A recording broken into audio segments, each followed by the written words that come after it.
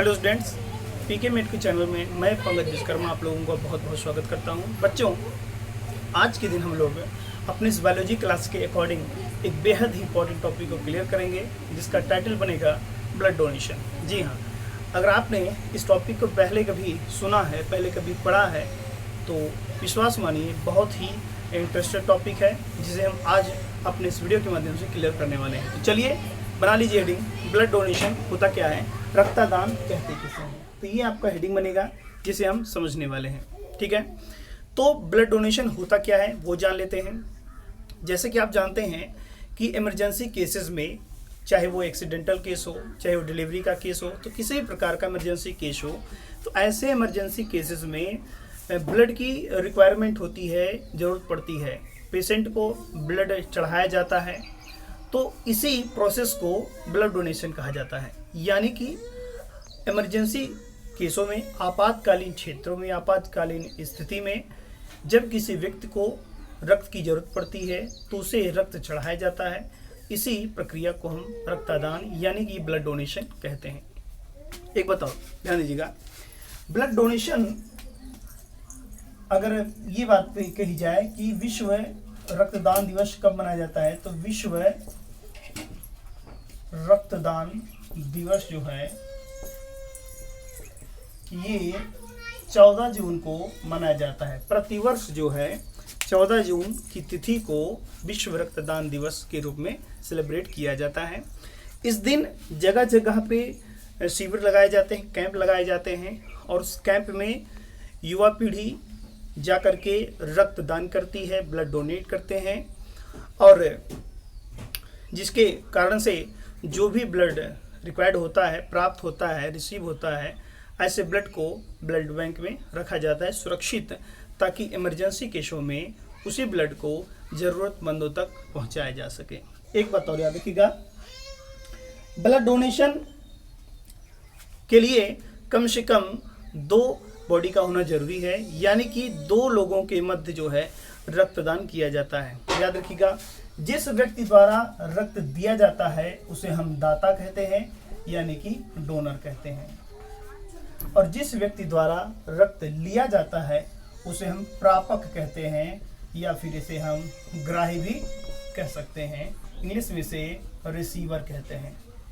ठीक है, तो रक्त देने वाला दाता कहलाता है और रक्त लेने वाला ग्राही या फिर प्रापक कहलाता है। एक बात और याद रखिएगा, रक्तदान करने से पहले, ठीक है, अगर आप किसी व्यक्ति का खून ले रहे हैं या किसी व्यक्ति को खून दिया जा रहा है, तो उसके लिए सबसे पहली बात होती है कि ब्लड ग्रुप की जानकारी होनी चाहिए कि दाता का ब्लड ग्रुप क्या होता है और रिसीवर का ब्लड ग्रुप क्या होता है। क्योंकि बिना डोनर का ब्लड ग्रुप जाने हम किसी भी व्यक्ति को ब्लड डोनेट नहीं कर सकते हैं। क्योंकि आप जानते हैं कि अगर किसी व्यक्ति का ब्लड ग्रुप आप नहीं जानते हैं, उस व्यक्ति को ब्लड डोनेट किया जाता है, तो उससे उस व्यक्ति की डेथ हो सकती है। ठीक है, इसलिए सावधानी से आप ब्लड डोनेशन करेंगे।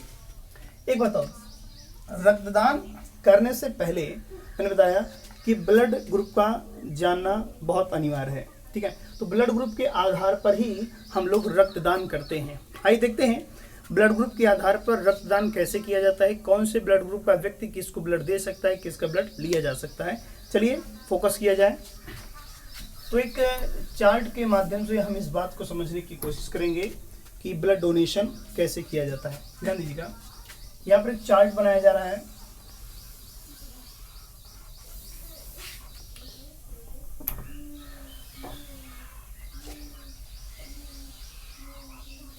ये है ब्लड ग्रुप, ये ब्लड ग्रुप है। इधर लिख रहे हैं एंटीजन और इधर लिखा जा रहा है एंटीबॉडी। एंटीबॉडी लिखा जा रहा है। तो जैसा कि आपको पता है कि ब्लड ग्रुप जो है ये 4 टाइप का होता है, ए बी और ओ। ये 4 टाइप के ब्लड ग्रुप प्रेजेंट हैं। ठीक है, और इन्हीं चारों ब्लड ग्रुप के माध्यम से हम लोग जो है ब्लड डोनेशन करते हैं। देखिएगा, यदि किसी व्यक्ति का ब्लड ग्रुप ए है तो उसके खून में एंटीजन ए होता है और एंटीबॉडी बी होती है। अगर किसी व्यक्ति का खून बी है, ब्लड ग्रुप जो है उसका बी है, तो उसमें एंटीजन बी होता है और एंटीबॉडी ए होती है।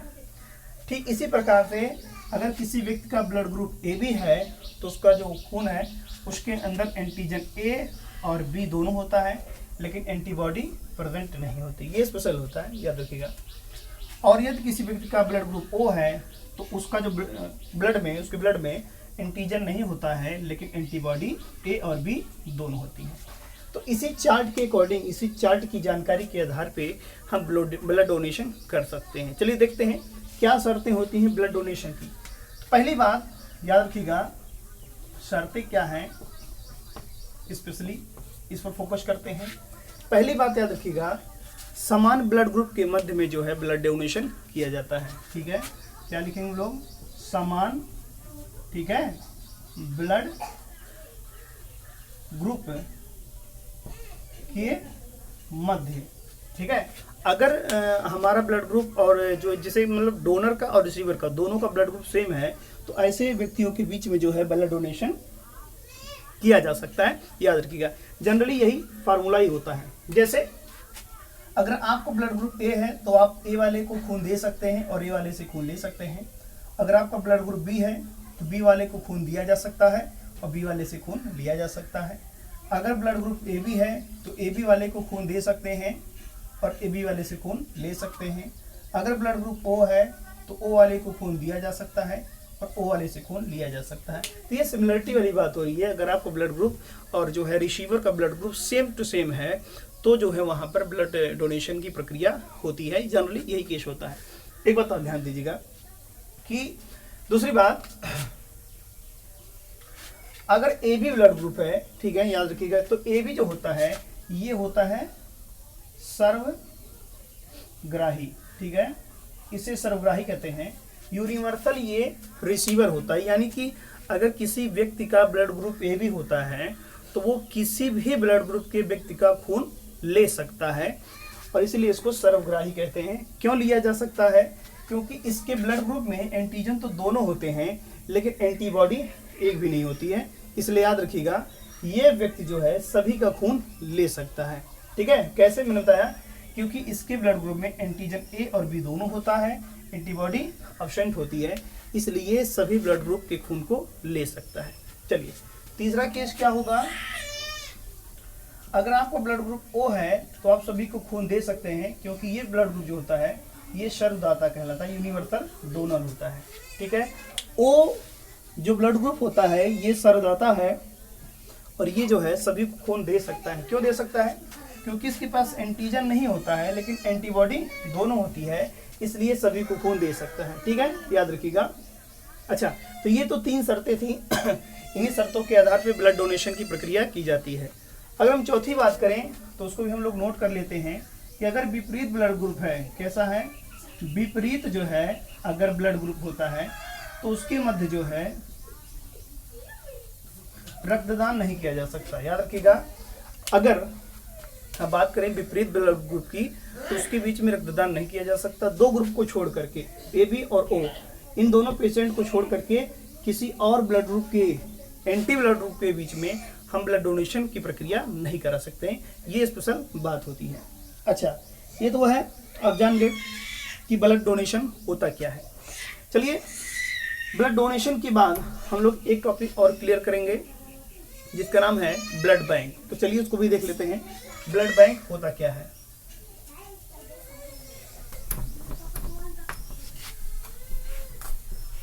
ब्लड बैंक को भी क्लियर कर लिया जाए।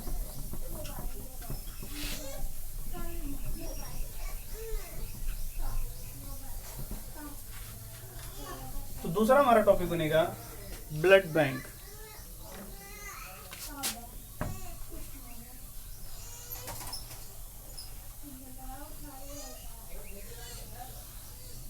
चलिए, तो ब्लड बैंक क्या होता है उसको भी देखते हैं।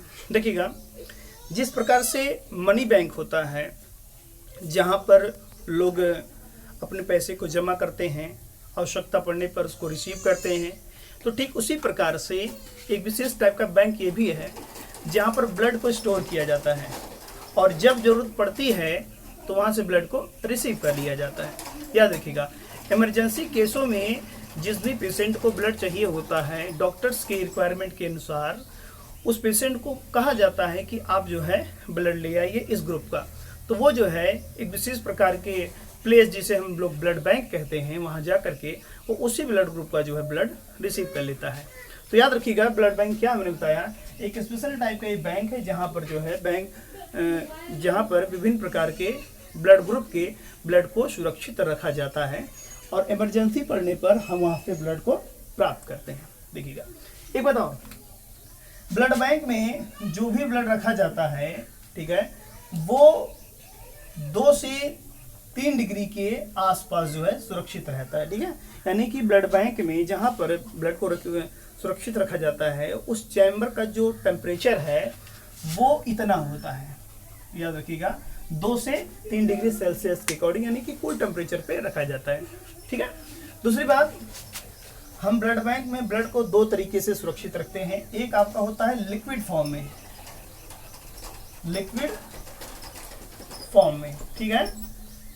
याद रखिएगा, लिक्विड फॉर्म में क्या होता है कि अगर डोनेशन के अकॉर्डिंग किसी व्यक्ति ने खून दिया है तो उस खून को हम छोटे छोटे पाउचों में या फिर जो है बोतलों में भर करके ब्लड बैंक में सुरक्षित रख देते हैं।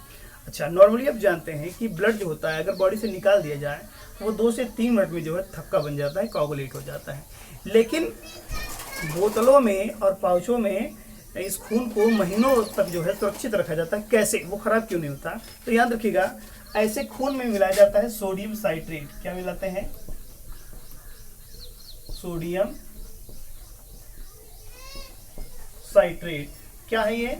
ये है Na3CHO657। ठीक है, ये होता है सोडियम साइट्रेट। इसी केमिकल को हम उस ब्लड में मिला करके, मिक्स करके बोतलों में भर के रख देते हैं, जिससे वो ब्लड जो है खराब नहीं होता है और लंबे समय तक चलता है। इस प्रकार के ब्लड को हम महीना 1.5 महीना तक भी सुरक्षित रख सकते हैं, इससे ज़्यादा सुरक्षित रखा नहीं जा सकता। चलिए, दूसरा क्या है? दूसरा है पाउडर के रूप में। किस रूप में? पाउडर फॉर्म में। ठीक है, इस तरीके से ब्लड को खास तौर पे लंबे दिनों तक सुरक्षित रखा जाता है। ये बड़ा स्पेशल पॉइंट होता है, याद रखिएगा। इसमें क्या होता है, ब्लड लेने के बाद उसमें से प्लाज्मा निकाल दिया जाता है। जैसे कि आपको पता होना चाहिए कि ब्लड में 2 चीज़ें होती हैं, प्लाज्मा और ब्लड सेल्स। प्लाज्मा क्या है? ये खून के अंदर 55 से 60% एक लिक्विड फॉर्म होता है, इसी को निकाल दिया जाता है। शेष तब क्या बचेगा खून में? सिर्फ आरबीसी, डब्ल्यूबीसी, प्लेटलेट्स ही बचती हैं। तो इन तीनों को या इस चीज़ को, जो बचे हुआ चीज़ है, इन कोशिकाओं को हम पाउडर के फॉर्म में छोटी छोटी थैलियों में भर करके पाउडर के रूप में रख देते हैं सुरक्षित। अब ये जो पाउडर बना हुआ है इसे हम वर्षों तक सुरक्षित रख सकते हैं और जब जरूरत पड़ती है तो इसी के अंदर हम आर्टिफिशियल प्लाज्मा बना करके घोल करके चढ़ा सकते हैं, या इसके स्थान पे उस पाउडर में डिस्टिल वाटर घोल कर भी चढ़ाया जा सकता है और ये ब्लड काम करेगा जैसे पहले की तरह होना चाहिए था। ठीक है, जिस प्रकार से हम लोग जो है 2 तरीके से ब्लड बैंक में ब्लड को कंज्यूम कर सकते हैं। टेम्परेचर याद रखिएगा 2 से 3 डिग्री होता है उस चैम्बर का जहाँ पर जो है ब्लड को सुरक्षित रखा जाता है। तो इस प्रकार से अभी तक हम लोगों ने ब्लड बैंक पढ़ लिया है। ठीक है, ब्लड ग्रुप टेस्ट पढ़ा है और ब्लड ग्रुप क्या होता है, कितने टाइप का होता है, ब्लड डोनेशन क्या होता है, इन तमाम चीज़ों को हम लोगों ने स्टडी किया है। अभी हम लोग एक बेहद ही इंपॉर्टेंट टॉपिक को क्लियर करेंगे जिसका टाइटल बनेगा RH फैक्टर। बड़ा ही इम्पोर्टेंट है। ठीक है, और इस टॉपिक को मान के चलिए आप लोग 3 से 4 नंबर में ज़रूर पाएंगे और इसके साथ साथ बड़ा इम्पोर्टेंट जो है ये टॉपिक है बोर्ड एग्ज़ाम के लिए। अच्छा, तो एक बार मैं फिर से मतलब बता दे रहा हूँ कि ब्लड बैंक क्या है और हम लोगों ने अभी क्या पढ़ा, ब्लड डोनेशन। फिर से जान लीजिए एक बार, ब्लड डोनेशन किसे कहते हैं? जब जरूरत पड़ती है तो खून का लेन देन करना ही ब्लड डोनेशन कहलाता है। इमरजेंसी केसों में ऐसा किया जाता है। जो व्यक्ति खून को देता है वो दाता कहलाता है, डोनर कहलाता है, और जो व्यक्ति खून को लेता है उसे हम प्रापक कहते हैं, रिसीवर कहते हैं। ठीक है, देखिए, खून को देने के लिए भी एक उम्र होती है, ये विशेष याद रखिएगा। अगर आप 18 प्लस हैं, ठीक है, 18 to 40 के आसपास हैं, तो ये बेस्ट टाइमिंग होता है ब्लड डोनेशन के लिए। ठीक है, ये जो उम्र होती है ये सबसे बेस्ट होता है ब्लड डोनेशन के लिए। 18 से 40 वर्ष के आसपास ब्लड जो है डोनेट किया जाता है। ये नॉर्मली है, इसे 1-2 साल ऊपर भी हो सकता है। लेकिन इसके साथ साथ अगर आप 70 kg के जो है ऊपर हैं तो जो है खून आपका नहीं लिया जा सकता। तो ये भी स्पेशलिटी होती है। 70 किलो के ऊपर अगर आपका जो है वेट होता है तो खून आप जो है आपका है वो लिया नहीं जाएगा, यानी आप ब्लड डोनेशन के काबिल नहीं होते हैं। क्योंकि इस कंडीशन में जो है 40 ईयर्स के आफ्टर अगर 70 किलो के ऊपर हैं तो उस समय आपके ब्लड में तमाम प्रकार की कमियां हो सकती हैं। ठीक है, इसलिए याद रखिएगा तमाम प्रकार की समस्याएं उत्पन्न ना हो, इसलिए आप इन तमाम बातों का ध्यान देंगे। एक बात और, ब्लड डोनेशन करते समय कौन कौन सी बातों का ध्यान रखें ये भी आप जान लीजिएगा। ठीक है, सावधानियां कौन सी होनी चाहिए। सावधानियां कौन सी होनी चाहिए। पहली बात कि ब्लड डोनेशन से पहले, ब्लड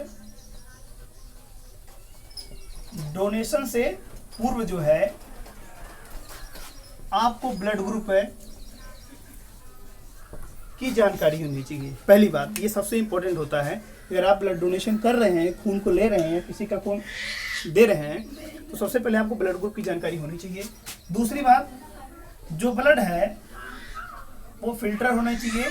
ठीक है, फिल्टर होना चाहिए, क्योंकि अगर आप देखेंगे कि जो भी खून आप देते हैं तत्काल में उसी खून को नहीं चढ़ाया जाता, उसको सिक्योर कर देते हैं, उसको बाद में फिल्टर करते हैं।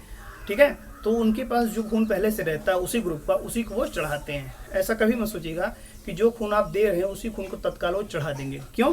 क्योंकि उस खून में तमाम प्रकार की कमियां होती हैं। ठीक है, या हो सकती हैं। तो ब्लड में, ठीक है, ब्लड में जो अशुद्धियां होती हैं, अशुद्धि को याद रखिएगा, या इसके अलावा जो कमियां होती हैं को दूर किया जाएगा। ठीक है, फिल्टर किया जाएगा, उसमें जो प्रॉब्लम्स होंगी, बीमारियां होंगी, तो उनको दूर किया जाएगा। जो भी उसमें फैक्टर होंगे, जो पदार्थ होंगे जो नहीं होने चाहिए, उनको भी निकाला जाएगा। एक बताओ, कभी भी किसी भी क्षेत्र में बीमार व्यक्ति का जो खून है ये नहीं चढ़ाया जाता। ठीक है, अगर आप किसी भयंकर बीमारी से पीड़ित हैं, जैसे लाइक एड्स जो है, या इसके अलावा और भी तमाम प्रकार की जैसे कैंसर होती है, ऐसी तमाम बीमारियां अगर किसी व्यक्ति को है, तो ऐसे पेशेंट का जो खून है वो किसी भी क्षेत्र में, किसी भी मामले में किसी दूसरे व्यक्ति को चढ़ाया नहीं जाएगा। तो ये सावधानी होती है। ठीक है, तो चलिए नेक्स्ट वीडियो में हम लोग एक बेहद ही इंपॉर्टेंट टॉपिक को क्लियर करेंगे, जिसका टाइटल बनेगा क्या, RH। ठीक है, RH क्या होता है, बड़ा इंपॉर्टेंट है, समझेंगे जरूर। तब तक के लिए नमस्कार।